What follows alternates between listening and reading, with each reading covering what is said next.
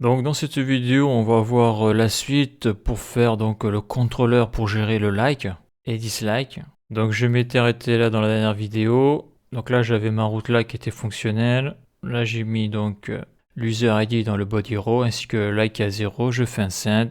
Et donc on peut voir la réponse du serveur. Donc j'ai un objet et on voit que là pour le moment le like il est toujours à 0. D'ailleurs je vais le mettre à 1. Ça sera mieux pour l'exemple. Donc on voit que le like est toujours à 0 et que au niveau de l'user liked, donc l'user qui a aimé là, on voit que l'user ID n'est pas à l'intérieur de user liked dans le tableau. Donc là ma base de données, je l'actualise. Donc voilà où j'en suis. Donc les tableaux sont vides, ok, tout est bon. Donc déjà ça maintenant je vais le virer parce que c'est là-dedans que je vais mettre mon code pour gérer donc le like, le dislike, CTRL V. Parce qu'on avait vu donc au niveau de la réponse de la promesse, là, donc dans objet, on avait tout ça. Voilà. Donc, déjà avant d'aller plus loin, dans cette vidéo, on va voir, et dans la vidéo suivante qui sera sur le dislike, on va voir 4 nouvelles choses que je n'ai encore jamais abordées dans mes vidéos. Ça va être l'utilisation d'une nouvelle méthode JavaScript, qui est include. Donc on va voir après à quoi elle sert. Au niveau de MongoDB, on va voir ce qu'ils appellent des opérateurs. Donc c'est $inc, ça va être aussi $push et on va voir $pull. Donc voilà tout ce que je vais avoir besoin pour faire le like et le dislike. Sans ça, c'est pas possible. Donc il y a peut-être d'autres méthodes pour le faire, hein, mais bon voilà. Donc déjà la première chose à faire, c'est la logique que je vais utiliser donc pour lorsque l'utilisateur du front va envoyer son user ID et son like à 1, comment je fais donc pour, quoique si là on le voit là, donc avant on le voyait pas mais là on le voit, comment je fais pour passer le like à 1 et comment je fais pour mettre l'user ID qui est ici dans le tableau qu'il y a là. Donc ça c'est la première chose. Donc comment j'ai fait, donc moi j'ai utilisé des ifs, hein. On peut probablement le faire avec des switch case, mais bon je trouve qu'avec les ifs c'est vachement plus simple. Alors pour y voir plus clair, je suis obligé de mettre ici là un console log. Dedans je vais y mettre l'objet là, CTRL C, CTRL V, et j'y mets un petit commentaire qui va être contenu résultat promesse. Voilà, car pour donner des explications, sans ça, ça va être compliqué. Donc là, il y a une erreur, ça, je vais faire les accolades, CTRL S, ça devrait passer. Ok, donc ça, je vais désactiver pour le moment, CTRL S. Voilà. Donc là, je renvoie une requête. Donc on voit que le tableau user liked est vide, comme le dislike.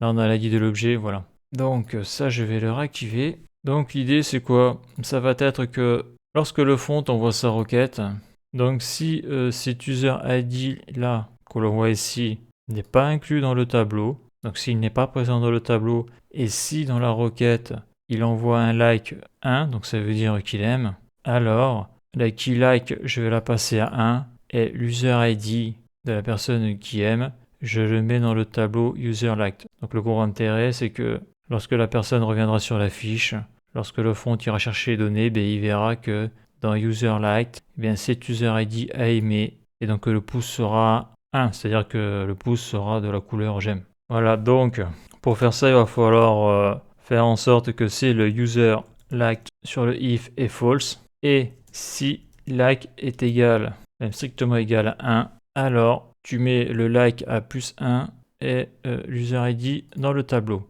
Donc c'est là où on va utiliser la méthode JavaScript include parce qu'il va falloir aller contrôler dans le tableau si l'user ID est présent ou pas. Donc là le tableau est vide et donc en JavaScript, donc tu vas sur le MDN objet globaux, tu as la méthode include. Donc permet de déterminer si un tableau contient une valeur et renvoie true si c'est le cas et false sinon. Donc là on voit qu'il y a un exemple. Donc là c'est le tableau 1, il y a écrit 1, 2, 3 dedans. Donc là il fait tableau 1 include 2 et on voit que c'est true. Donc là pareil, donc le tableau pets include cat, donc cat y est, donc c'est true. Donc là il fait pets.include at et dans le tableau pets, at n'y est pas, donc c'est false. Donc elle est assez simple à utiliser cette fonction. Donc valeur de retour, un booléen qui vaut true si l'élément recherché est trouvé dans le tableau à partir de l'indice départ, si celui-ci est indiqué. Les valeurs moins 1, plus 0 et 0 sont considérées comme équivalentes mais false. N'est pas considéré comme équivalent à 0, ok. Donc là il y a différentes informations dans le MDN. Donc là je vais aller chercher dans l'objet userLiked. Donc je vais faire objet.usersLiked et donc dans le tableau je vais contrôler si il y a l'user ID. Donc là je vais utiliser la méthode include. Voilà. Et après, je vais voir donc dans le reg body si l'user ID est présent de la personne qui est en train de voter. Donc là, je vais aller chercher donc, dans le reg body. Donc c'est ici. D'ailleurs, je vais faire un test. Et là, je veux l'user ID. Donc si je fais ça, théoriquement, ça devrait s'afficher. CTRL-C, CTRL-V. Donc je fais un CTRL-C et je le mets dedans. CTRL-S, ça n'a pas planté. J'envoie une requête. Donc on voit le reg params. Ici, on voit le reg body user ID. Donc il a bien récupéré le numéro là qu'il y a ici. Donc c'est CA5. Donc ça, c'est bon. Donc, d'ailleurs, ici, je vais marquer un console log pour que ce soit plus clair. Les instructions seront exécutées. Je fais un CTRL-S. Voyons si j'envoie une requête, ce que ça fait. Ouais, j'ai été trop vite. Quoique non, j'ai pas été trop vite parce que là, si je mets, je vais marquer else, même si je vais pas m'en servir, mais et là, je vais marquer console log. Je vais marquer false. CTRL-S. J'envoie. Et là, j'ai bien false. Donc ça veut dire que là, ma condition est false. Donc, ce que je veux, c'est que dans le tableau user-liked, il ne faut pas que l'user ID de celui qui a aimé ne soit pas dedans. Parce que là, il est vide, donc il va falloir que je le mette. Donc là, il va falloir que j'utilise le point d'exclamation pour faire une fonction inverse. Ça veut dire que là, actuellement, c'est false. Mais en mettant le point d'exclamation, cette condition-là va devenir true. Et il va falloir et que le like soit 1. Donc et. Donc le like, je vais aller chercher dans le reg body. Car on le voit là. Il est dans le body, puis c'est dans le row. Je ne sais plus si j'avais été le chercher déjà. Donc dans le rec body, sauf que là je vais pas chercher user ID, je vais chercher le like avec un s, .likes, et il faut qu'il soit strictement égal à 1. Donc si je fais un CTRL S, donc je vais quand même l'afficher pour montrer. Là je fais un CTRL C, je me mets ici, CTRL V, CTRL V, CTRL S, voilà, j'envoie une requête. Donc on voit que le rec body.likes, j'ai undefined. Et j'ai undefined, c'est normal parce que dans la base de données, je marque likes, mais dans la requête, je marque likes sans S. Donc là, il faut faire hyper attention à ça. Je me suis fait avoir là. Donc c'est ça qu'il va chercher. Bien sûr, ça, là, ce que je montrais là, c'est pas ce que j'ai envoyé avec Postman. Ça, c'est ce qu'il y a dans la base de données, ça. C'est le retour de la promesse. C'est le résultat de la promesse. Donc là, j'ai balancé. Qu'est-ce que ça dit? Donc tout à l'heure, j'avais un undefined. Maintenant, j'ai plus un undefined. J'ai la valeur de 1. Super. Donc ça, c'est bon. Et là, qu'est-ce qu'il me dit là? Il me dit que c'est false. Voilà, c'est pas false, mais je me suis encore planté là. Comme je l'ai dit en plus, hein, on l'a vu ici. Faut pas que je me plante, hein, c'est le reg body like sans S qu'il faut que j'utilise. Parce que là, c'est pas false, c'est obligatoirement c'est vrai. Parce que là, on a vu que dans le tableau, le user ID n'y est pas présent. Et dans la requête, j'ai bien mis 1. Donc je refais un test. Ah, j'ai pas sauvegardé. Je fais un CTRL S. Voilà, je renvoie la requête. Et là, ça devrait être bon. Voilà, les instructions sont exécutées. Il ne faut pas mélanger l'user ID qui vient donc de l'objet, qui est donc le résultat de la promesse, donc qui est ce qui vient de la base de données, et le rec body comme ça là, qui vient de la requête Postman et qui sera plus tard la requête du front. Donc là je contrôle bien, c'est ça. Dans le tableau là, user liked qui est sur la base de données, donc c'est pour ça que j'ai mis objet là. Je n'ai pas le user ID là qui fait le vote là. Donc je mets le point d'exclamation pour avoir true. Donc j'avais false, mais là avec ça j'ai true. Et je regarde si dans le recbody.like, donc ça c'est la requête Postman, j'ai bien le like à 1, c'est bien le cas. Donc comme c'est vrai, alors j'exécute les instructions qu'il y a ici. Et là si je mets 0, et bien là je vais avoir false. Donc là les instructions sont exécutées, je fais cancel, je fais send, et j'ai false. Donc ça marche très très bien. Donc ça c'est bon. Donc ça pour le moment je vais le virer, ça ne me sert à rien. Donc ce que je peux écrire ici pour que ce soit plus clair, pour pas oublier, user ID n'est pas dans user liked base de données et requête front like à 1. Voilà, là au moins les choses sont claires. Donc maintenant il va falloir mettre à jour la base de données.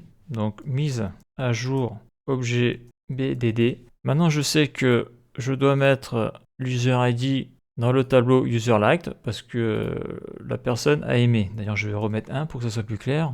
Voilà, donc comment je fais ça? Donc pour interagir avec la base de données, c'est toujours la même chose, hein. Il faut prendre l'objet fiche user. Une fois que ça c'est fait, il faut utiliser la méthode. Donc là c'est une mise à jour, donc c'est update one. Voilà. Donc il faut déjà aller chercher l'objet en base de données, donc ça on l'avait déjà vu, hein. C'est underscore id .regparams_id car l'objet là il est ici là dans la requête. Donc là je fais un CTRL V, donc ça c'est bon. Après qu'est-ce qu'il faut? Donc c'est là où je vais utiliser les opérateurs. D'ailleurs il y a un truc que j'ai oublié là, je vais le faire maintenant. .zen et .catch parce que ça c'est obligatoire. Point virgule, CTRL S, Là, je mets le point zen, point catch. Donc là, c'est quoi la boulette là? Faut faire très attention avec les accolades. Là, quand j'ai fait mon truc, j'ai raté quelque chose. Voilà, il manque une accolade. Voilà, parce que ça, c'est l'accolade du zen dessus là. Et après, dedans, je mets un if. Voilà. Donc, j'ai les accolades qu'il y a ici là. Ça, je vais le serrer un peu. Voilà. Voilà, donc là j'ai une promesse, là, un retour de la promesse, mais après là-dedans, ben, je vais remettre une promesse, ici, là. Donc ça c'est bon, donc là, comme je le disais, là, je vais utiliser ce que l'on appelle un opérateur, MongoDB, et je vais utiliser l'opérateur inc, $inc. Alors, qu'est-ce que c'est? Donc c'est inc pour incrément. Donc l'opérateur $inc incrémente un champ d'une valeur spécifiée et à la forme suivante. Donc voici la syntaxe, c'est accolade, $inc, deux points, et après j'ouvre les accolades, après je mets le champ, la valeur, le champ, la valeur, donc c'est spécifique. Hein. Pour spécifier un field dans un document incorporé ou dans un tableau, utilisez la notation par point. Après, on a le behavior, donc le comportement. Donc, qu'est-ce qu'on en apprend? Donc, l'opérateur $inc accepte les valeurs positives et négatives. Si le champ n'existe pas, $inc crée le champ et définit le champ sur la valeur spécifiée. L'utilisation de l'opérateur $inc sur un champ avec une valeur nulle générera une erreur. $inc est une opération atomique dans un seul document. Donc voilà, donc ça on va le voir après. On va voir que si je supprime la valeur like sur la base de données, et bien lui il va le créer automatiquement. Donc la syntaxe c'est quoi? C'est accolade. Je fais entrer. Donc là je vais faire $inc, deux points. J'ouvre les accolades et là ce que je veux c'est passer le like à plus 1. Donc je fais like, deux points, 1. Je m'arrête là, parce que si je mets un plus ça va planter. Donc ça c'est la première chose. Mais c'est pas suffisant. Car là, ce que je viens de faire, c'est de passer le like à 1. Donc on va faire un test. Le like, il est à 1. Et là, on voit que c'est toujours à 0 ici. J'actualise MongoDB. Et on voit que je suis toujours à 0. Donc, je regarde un truc. Voilà, je me suis planté encore. Comme par hasard, il manque un S. Donc c'est vrai, j'aurais jamais dû faire un like avec un S et un autre like sans S. Donc je recommence. J'envoie. Donc là, on voit que $inc, like 1. J'actualise MongoDB. Et voilà, on voit que le like s'est passé à 1. Donc ce que je voulais montrer, c'est ça là. C'est que si je supprime, là je prends le petit stylo, si je supprime le lax 1, voilà, j'ai fait update. Donc là j'ai supprimé la clé. Vu que j'utilise le $inc, il va le créer. Là je fais send. Si j'actualise, il a créé la clé et il a mis la valeur. Super, ça marche. Donc maintenant il va falloir que je mette l'user ID qui aime dans le tableau là. User liked. Donc pour ça, il va falloir utiliser un autre opérateur de MongoDB. Et cet opérateur, c'est push. Donc ça rappelle les tableaux en JavaScript, hein, $push. Donc l'opérateur push ajoute une valeur spécifiée à un tableau. Donc push, c'est pousser. Donc l'opérateur push à la forme, donc ça c'est sa syntaxe. Hein. C'est comme l'autre à peu près. Hein. C'est comme l'autre. Hein. Là on voit pour spécifier un fil dans un document incorporé ou dans un tableau, utiliser la notation par point, ça d'accord. Et après qu'est-ce qu'ils disent là?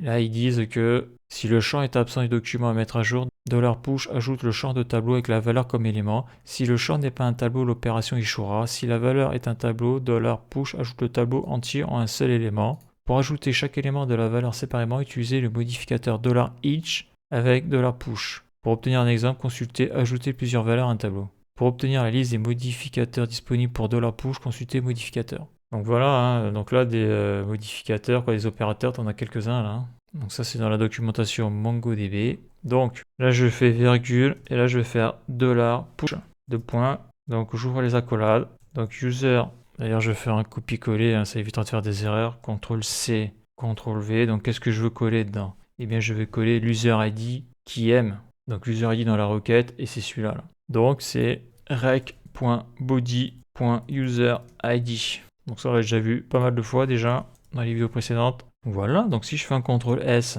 ça va le faire. Donc bien sûr, je vais remplir le catch. Donc le catch, ça va être error. D'ailleurs, je me demande si je ne l'ai pas rempli déjà là. Voilà. Là, je fais un CTRL C, CTRL V. Donc là, c'est peut-être pas 404, c'est erreur 400. Et l'erreur 400, on la connaît bien, c'est bad request. Erreur 400, voilà. Et donc pour le zen, on va mettre fonction fléchée. Et là, je vais juste mettre un res.status 201. Donc 201, c'est created. 201, c'est created. Donc créer. Et un petit message, .json, donc parenthèse, accolade, message, deux points, et je vais écrire, donc fiche, user, like, plus 1. Donc ça veut dire que la personne aime. Ok, donc si je fais un CTRL S, est-ce que ça marche toujours? Ça n'a pas planté, super. Donc là, je fais un send, qu'est-ce qui se passe? Fiche, user, like, plus 1, génial. Donc je vais voir sur MongoDB ce que ça dit. Donc là je suis sur MongoDB et j'actualise. Donc voilà ce que l'on voit. Donc là on voit 2 likes. Ça c'est parce que j'ai pas effacé le like qu'il y avait avant. On voit que dans user liked array, donc j'ai bien l'user ID qui aime la fiche user là. Et celui-là il est vide. Donc si je fais un send, ça devrait plus marcher. Pourquoi? Parce que au niveau de la condition, on l'a vu ici là dans le if, il faut que, donc avec la méthode include, il faut que user n'est pas le regbody user ID. Donc là, je l'ai là, on le voit. Donc la condition est fausse. Donc le code ici n'est pas exécuté. Donc là, ce qui est important, c'est que je peux plus voter. Bon, c'est normal, hein. Par contre, comme j'ai fait des tests avant, théoriquement, là, je devrais avoir l'axe 1, pas 2. Donc là, ce que je vais faire, donc j'ai cliqué sur le stylo, là. Je vais supprimer l'user ID dans le tableau user like et je vais supprimer like 2. Bon, j'aurais pu mettre 0, hein, mais bon, c'est pareil, ça va plus vite. Donc là, j'ai tout supprimé. On voit comment est l'objet dans la base de données. Je fais cancel, j'envoie une requête. Nickel, ça fonctionne. J'actualise et là, la magie devrait opérer. La magie, on la voit bien. J'ai bien un likes qui a une valeur de 1 et dans le tableau de ceux qui ont aimé, j'ai bien l'user ID qui a fait le vote. CCA5, super, ça marche. Donc si je veux revoter, ça ne peut pas marcher parce qu'on peut voter qu'une seule fois. Vu que dans le user like, j'ai déjà l'user ID qui a voté parce qu'il aimait la fiche, eh bien, je ne vais pas en mettre un deuxième. Et surtout, le compteur reste à 1. Pour passer le compteur à 2, il va falloir que j'utilise un nouveau compte. Donc, démonstration. Là, je suis connecté donc, à un autre Postman. Et là, je suis avec CCA8. Donc, on va dire que lui, il aime aussi ma fiche user. Je fais un send. Donc, qu'est-ce qu'il dit le body? Fiche user like plus 1. Et là, on va voir ce qu'il y a dans la base de données. J'actualise. Et là, la magie opère ou pas. Donc là, j'ai un lax de 2. Et là, j'ai les deux user ID. CCA5, CCA8. Et si j'essaye de revoter, ça ne marchera pas. Ça ne marchera pas parce que la condition n'est pas requise. Donc voilà. Donc maintenant, ce qu'il va falloir voir, c'est, imaginons que la fiche, je ne l'aime plus. Je reclique sur le pouce et je veux le passer à 0. Là, je fais un send. Donc l'objectif, ça va être de enlever mon user ID du tableau liked et de passer le compteur de 2 à 1. Pourquoi? Parce que j'ai envoyé une requête avec 0, ça veut dire que je ne veux pas que mon pouce soit activé, je veux repasser au neutre. Donc comment on fait ça? On va voir, c'est pas compliqué parce qu'on a fait le plus dur, c'est ici, ça va se baser sur ce que je viens de faire là. Donc ça je le cache, donc ça c'est bon. Donc là je vais faire like égale 0. Donc like égale 0, pas de vote, c'est-à-dire que le pouce il est ni vers le haut ni vers le bas, il n'y a pas de pouce activé. Donc la logique, qu'est-ce que ça va être? Bon, on peut le percevoir déjà. Si user ID, donc on part du principe que j'ai aimé, hein, si l'user ID est présent dans user liked, et si dans le rec body j'ai 0, alors tu m'enlèves 1 au likes, donc s'il était à 1 il passera à 0, s'il était à 2 il passera à 1, et surtout tu m'enlèves dans le tableau qui est ici mon user ID pour qu'il ne soit plus présent. Donc comment on fait ça? Eh bien là je vais faire un copier, CTRL-C, coller. Donc là je vais enlever le point d'exclamation parce que là je ne veux pas inverser la logique. Donc si le tableau userLike qui est dans l'objet qu'il y a ici, là, s'il trouve le regbody userID qui est dans la requête ici, donc là c'est le cas, il y est là, et si le regbody.like, donc c'est ici là, est à 0, là c'est plus à 1, c'est à 0.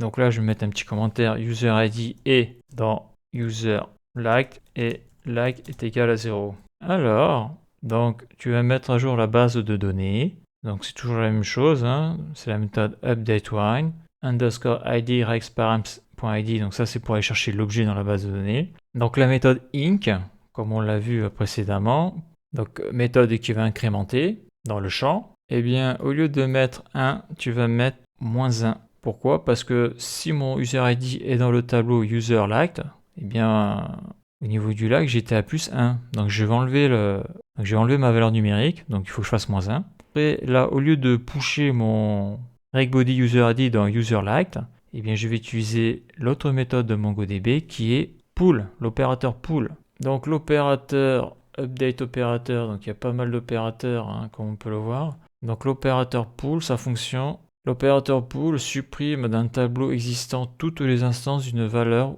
ou des valeurs qui correspondent à une condition spécifiée. Donc là, on peut voir sa syntaxe. Et c'est le même principe que ce que l'on a vu précédemment. Donc là, au lieu de marquer push, je vais marquer pull pour virer dans le tableau userLiked qui est ici mon regbody user ID Donc ce numéro-là, il est là, il est là et il est là. Donc c'est bon. Voilà, rest status 201, blablabla, fiche user like. Je vais marquer 0. Je fais un CTRL S et ça plante.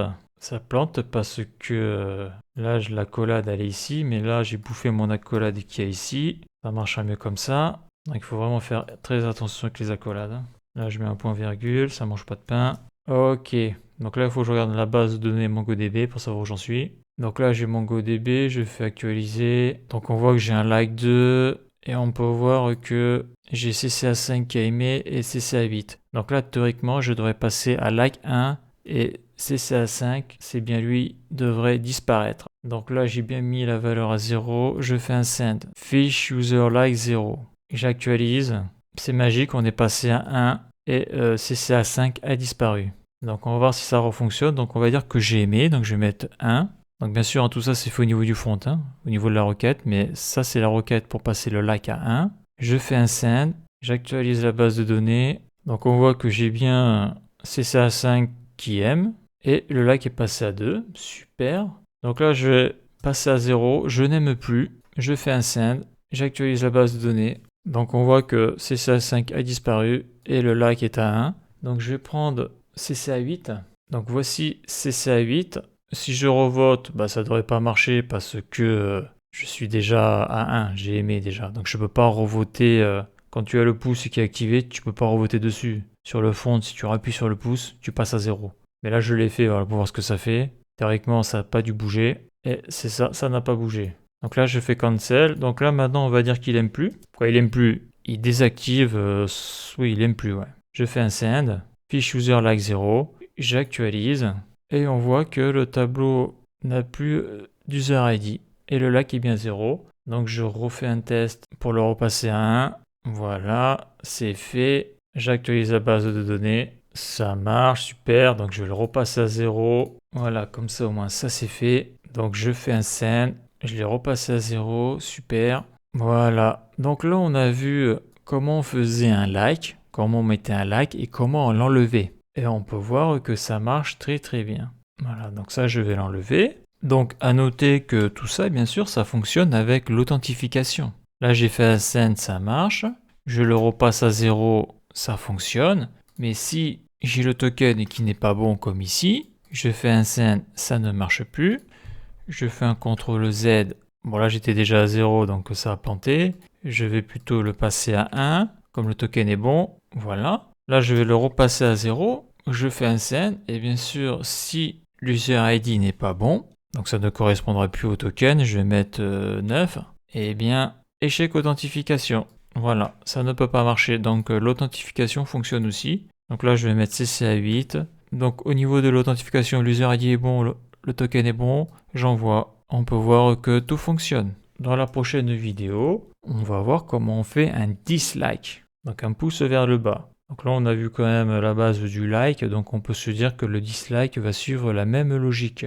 Donc la suite dans la prochaine vidéo. Et on verra le dislike.